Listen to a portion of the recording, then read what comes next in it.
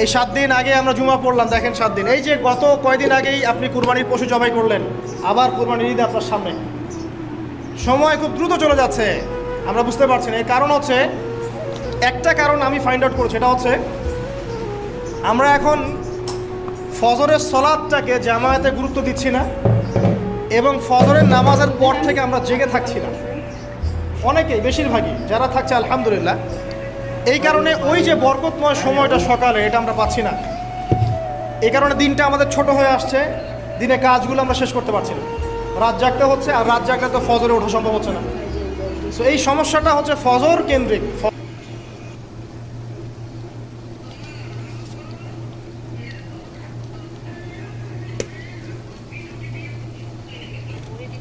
যাতে না ছুটে যায়, এরপর বরফ ফেলে এর মধ্যে একটা একটা করে সুন্দর করে